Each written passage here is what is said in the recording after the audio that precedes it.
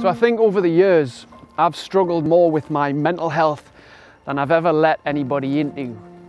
I think as we become adults, we get the advice, we hear the advice, and we say the advice to ourselves of keep it together, man up. And that kind of sometimes forces us to forget any problems that we're going through, to put on this persona so that other people perceive us a certain way, because we care far too much about what people think of us. We don't want to be a burden or an inconvenience.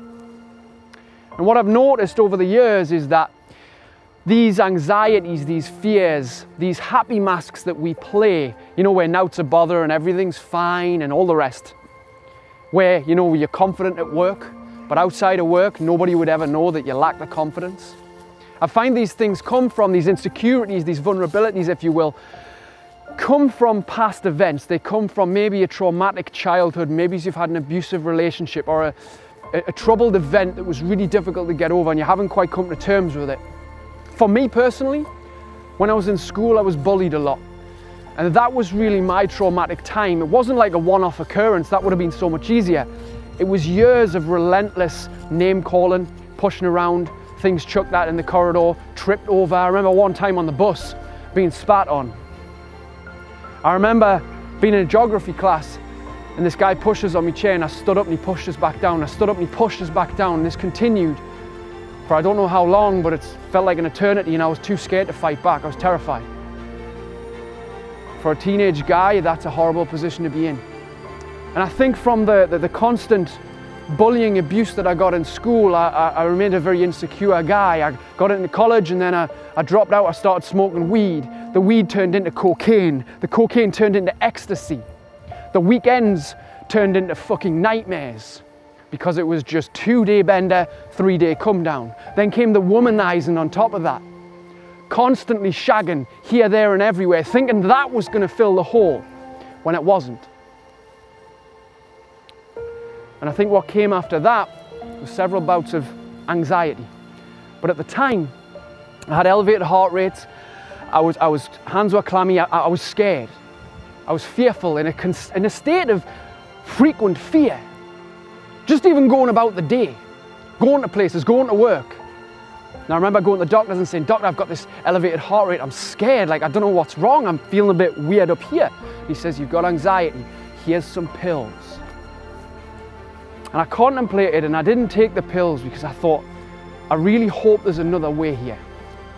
Now, pills work for a lot of people and that's great, nothing against them at all.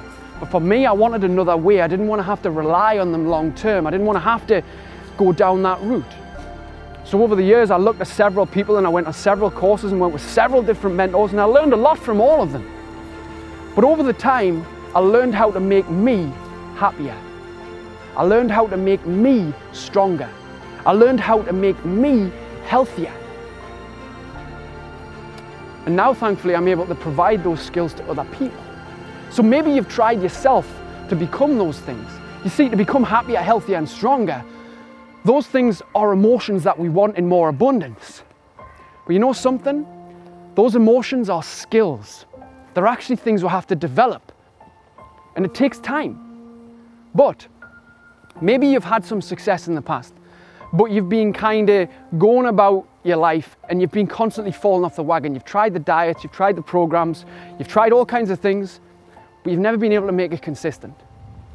I help people become happier, healthier, and stronger. I help you develop the skill of doing so. So I've got to ask you, you know, you've been trying this way and that way, and while you might think you've tried everything, what if, just what if, there was another way?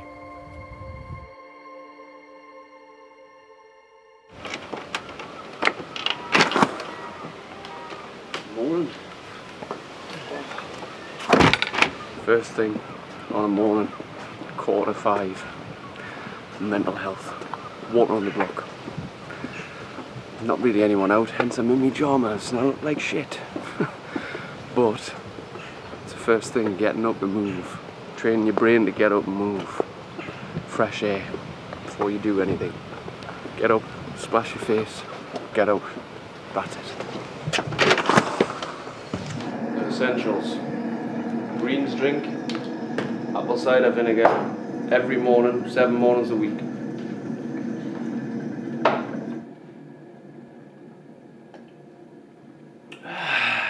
Get it down. Fish oil. And perhaps, of course, the most important thing in the morning routine is a great coffee. Now, we use specialty coffee blended with grass-fed butter and a little thing called Brain Octane oil. This is what we call a bulletproof coffee. It's a great breakfast alternative because it keeps the blood sugar stable.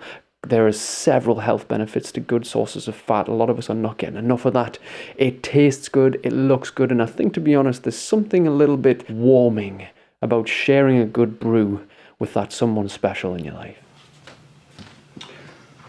Hello, kitten. Hello.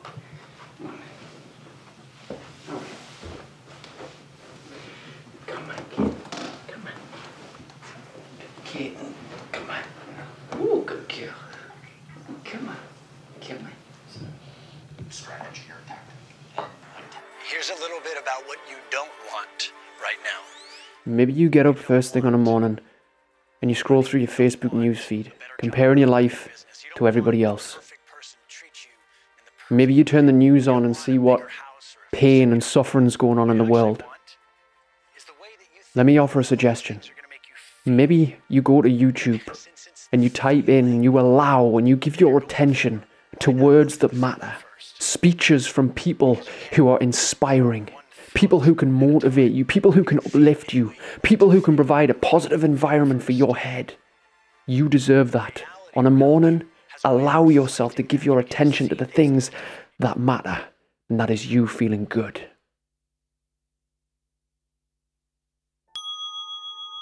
You know what else feels good? Allowing more peace and calm in your life. So after 10 minutes of words, why not allow yourself to be present? Give yourself the opportunity to put the world on pause. All the bullshit outside, all the stress, anxiety, the go-go hustle world. Maybe 10, 15, 20 minutes on a morning is the opportunity for you to just stay still. Be hyper-present. Allow yourself a short amount of time for you. Because you matter. You matter.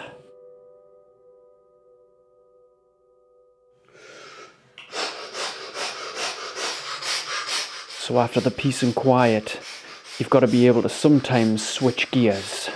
So if you suffer with anxiety like I do, we do this little bit of a daily energizer, a boost in oxygen. It's what we call an oxygen flush. So we breathe in, we breathe out hard, fast, intensely, 60 times. We repeat it 3 times. It takes about 90 seconds. We fill the brain, the heart, the lungs, the body with oxygen, that resource that is in abundance, that you can use any time to feel magnificent. Right, pumped up now, training time.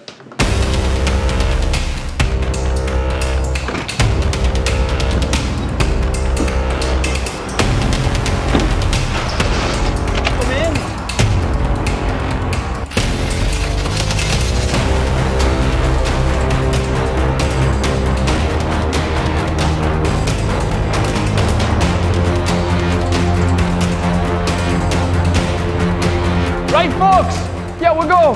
Get your toes forward. Guys, put your thumbs back, palms right to the sky, roll them back. And shoulder blades squeeze together.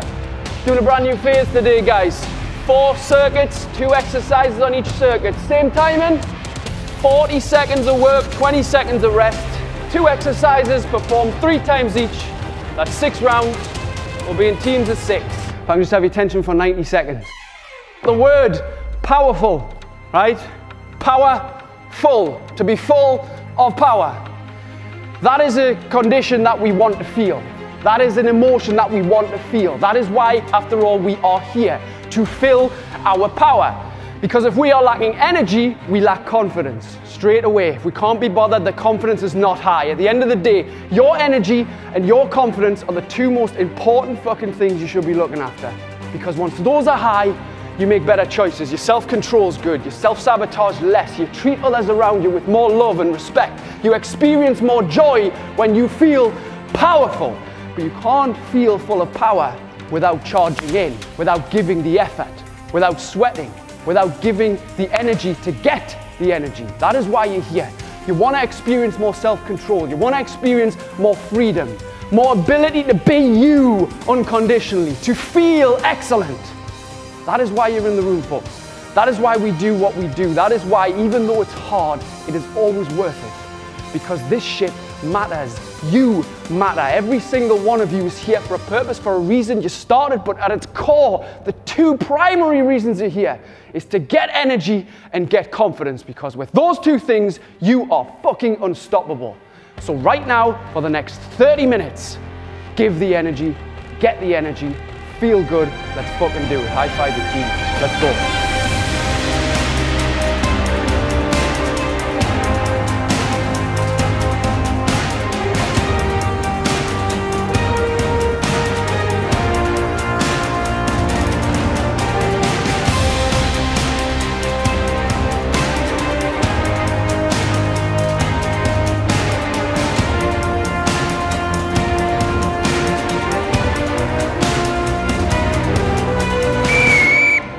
For a quick photo. 1, 2, 3. Well done, Papa. Good stuff.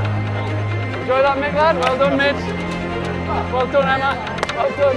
Well done, Chris, lad. Well done, Ben. Lovely, mate. Lovely work, Johnny. Well done. Well done, Emma. Great work. Great work. Right, it's breakfast time. Curly kale. Same breakfast as always. 7 days a week, because it works. Always remember the great advice. Find out what works, do more of that. Find out what doesn't work, and do less of that. Simple, right? So found the breakfast that works, and the tastes nice, and we enjoy it. Me and my partner love it. Fried kale, cooking in coconut oil, everything in this bad boy, everything. We're also gonna blend some eggs, because we're gonna make like kind of pancakes, which is obviously, it's just lush. The consistency of the eggs when blended is amazing. Maybe right now you're not giving much thought as to what goes into your body. But I just want to try and give you a little bit of a better perspective on the fact that your body doesn't really need food. It actually needs nutrition. It needs good things to not just survive, but to thrive. We need good quality food. We need greens. We need good fats. We need proteins. We need carbohydrates. But we need good natural things. So we've got salads for today. Salads, fresh salmon.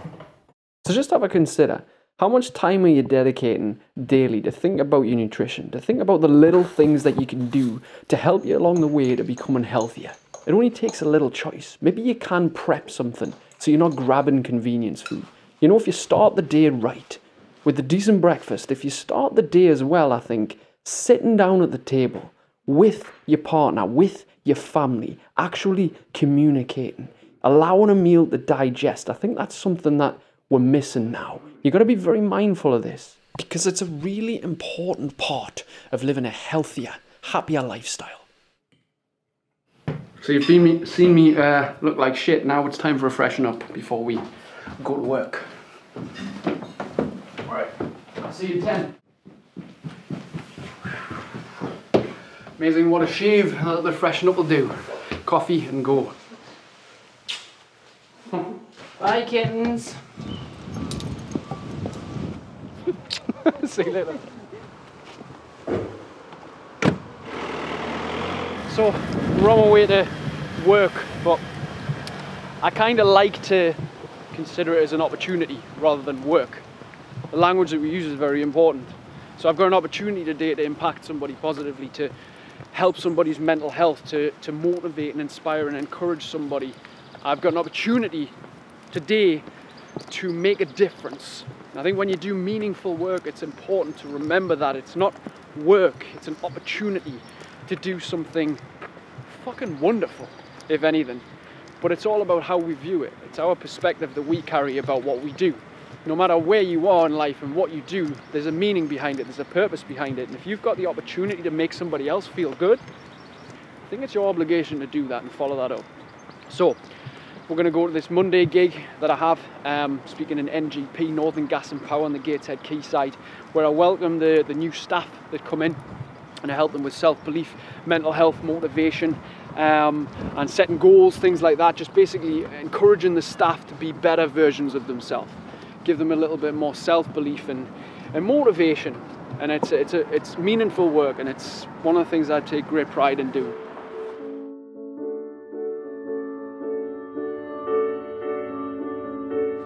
Everyone waits for the lift. Nah, we're taking the stairs. There's about 200 and odd stairs. Not out yet.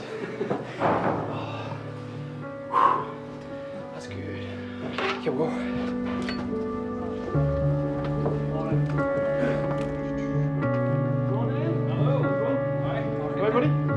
Guys, my name's Luke John Harrison. These things that happen to us, they happen for us. Now my idea is to help you see yourself and the world a little bit of a different way. So regardless of what you've been through, you can draw power from that. So the fact is, if you had a bad childhood, if you had a bad relationship, if you had traumatic events, these events all happened, right? Can't change it. But what we can do is change what they mean to you and how we can help you move forward from now. People say, how do you become so confident, Luke, right? Confidence is a skill. You want to stand tall. You want to give off this confidence aura. Change your state, change your life very, very quickly. How do you give someone attention? Stand up straight. How do you get confidence? Stand up straighter. Check your posture as much as you can, as much as you can. And that's what you give to the world when you're standing tall too. Like, you've got to move. You've got to exercise. You've got to be relentless in this quest of getting healthy. And people say motivation, I'm missing motivation. It's not motivation you're missing, it's discipline. What a lot of people tend to do is say, what are you doing that for? What are you getting up at what time in the morning? How much are you paying? That's not for you, you're doing too much. You're looking too thin. Doing too much, man. Or they say, you've changed. That's a big one, that puts you off. Everyone's going out though, you're not drinking, you're not drinking. You're boring. It hurts. We all want pride, we all want security. I personally think that the reason why we want these things is because deep down our main goal is to feel accepted. Accepted in ourselves, accepted as a role of a parent, accepted as a professional, accepted. How many times have you self-sabotaged your efforts? How many times have you got on track and then you've done something to fuck it up? Because we know if we're feeling like shit or uncertain, we can turn to food, we can turn to drink, we can turn to porn, we can turn to gambling, we can turn to any immediate fix to gratify us quickly, because we're in that sense where we can press a button and get something delivered to us within an hour. We are in an entitled world, so we can get a result from something immediate now. So when we're trying to feel good about ourselves and get on a diet or whatever, hey, guess what? You're always looking for the quick fix. As soon as you stop looking for the quick fix and understand the process and the journey, everything changes. You know, there's nothing in this life you can't get through. If you trust yourself, if you accept yourself, if you love yourself. If you continuously choose and struggle and suffering now, you're going to get really good and even better at struggling and suffering. If you want to make things happen, you have got to make things happen. Maybe it is time to step up. Maybe it is time to accept responsibility. Maybe it is time to commit to flow, to commit to inspiration, to fall in love and in lust with life again. Doesn't it make sense to make the rest of your life the best of your life? Question is, will those years happen by accident? Or maybe, just maybe there's another way.